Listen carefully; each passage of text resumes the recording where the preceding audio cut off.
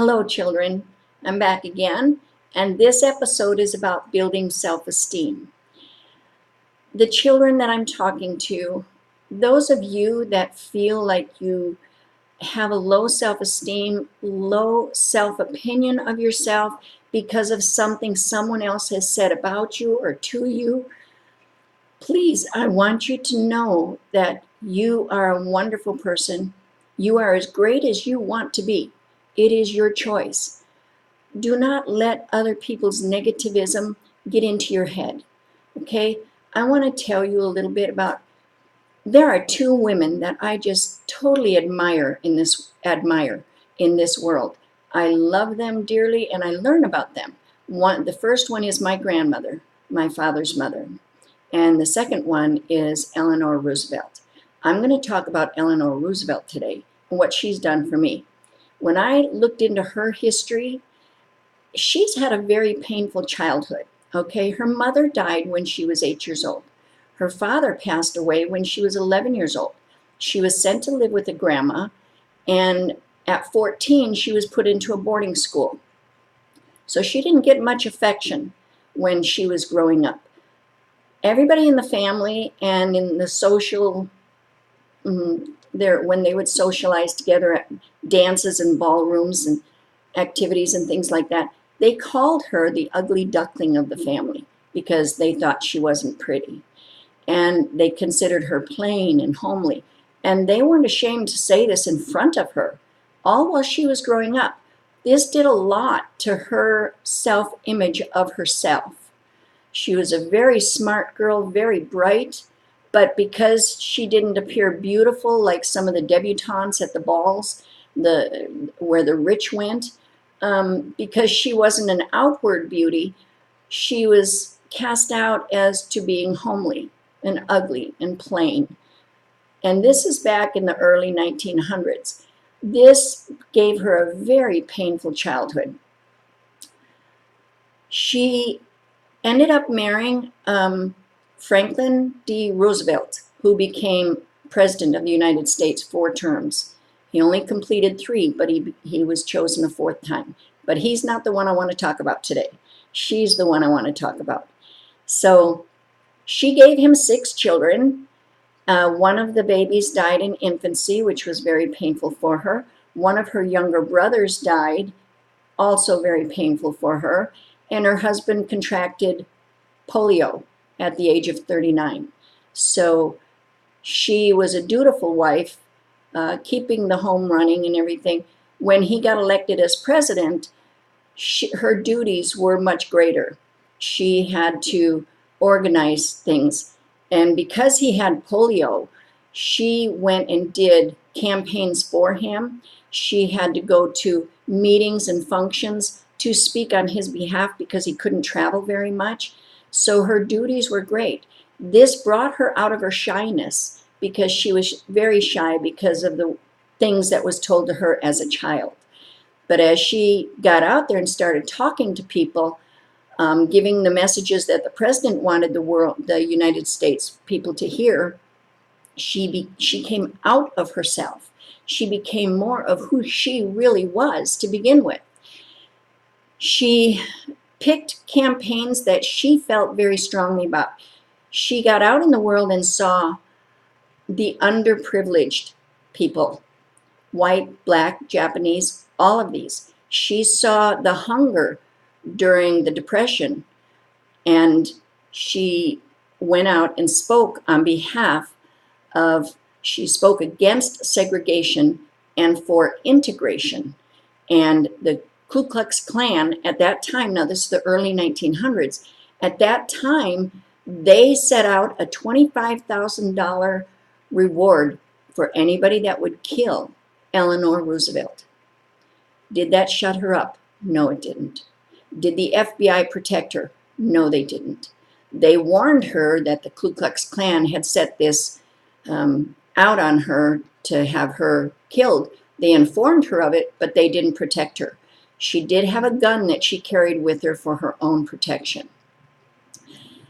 She exposed the KKK to the newspapers, to all of the United States and other countries as well. The Ku Klux Klan did not like this, and that's why they wanted her to be silenced. She was also against the Japanese internment camps that they were sent to when Pearl Harbor was attacked by Japan in 1941. So she was against taking the Japanese that lived here in the United States and punishing them for what their country and leaders had done.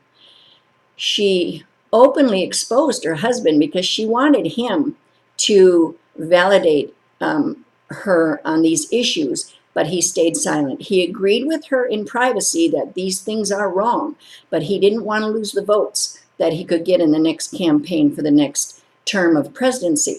So he just stayed silent, but he told her, you may speak and say whatever you want. So he gave her an open door for that, which is good. And she did not hold back. And so she also fought for better wages for women in those days. They got far less than the men did. She also fought against cruel child labor laws, that they had 4, 5, 6, 10, 12, 15-year-olds working in these machine shops where their hands would get cut off or get severely cut because their little arms could reach into the machines where an adult's arm couldn't so easily. But they're children, and they worked out in the cotton mills, and just many things that I've read about it is just horrible. And she fought against these things. She was a civil rights activist, and she traveled all over the world talking about human rights. And she spoke in her husband's place because he could not travel. The first year that he had polio, while he was in office, she traveled 40,000 miles in that year alone and tried to visit her children whenever she could and still be a first lady to the country. So I just wanted to mention a few things about her that I admire. Even in her pain of her childhood, she came out of that. And I'm telling you, kids, you can do the same thing. Pick somebody that you like, that you admire. It can be a family member, an ancestor who's passed away, somebody who's living today, somebody who's in our history books, somebody in ancient times. Pick somebody, learn about them, and enjoy what you're learning. Put that inside of yourself and say, if they can do it, so can I. Our trials are not so big that we cannot overcome them. We can overcome them, children, and I want you to know that. There are beautiful, noble people that have gone down in history in our country, and they've made a difference in this world. Each and every one of you children that have been abused or violated or hurt in some way, you are precious. You are everything you choose to be. Go forward. Look for somebody that you can admire. Find that person, and female or male, it doesn't matter. Find that person and research about them. Look into their lives and see how did they overcome the things that they had to overcome in their life to go forward. She let her voice be heard. And it was very, very hard for her in the beginning to do that. But she was forced into the position when her husband got polio.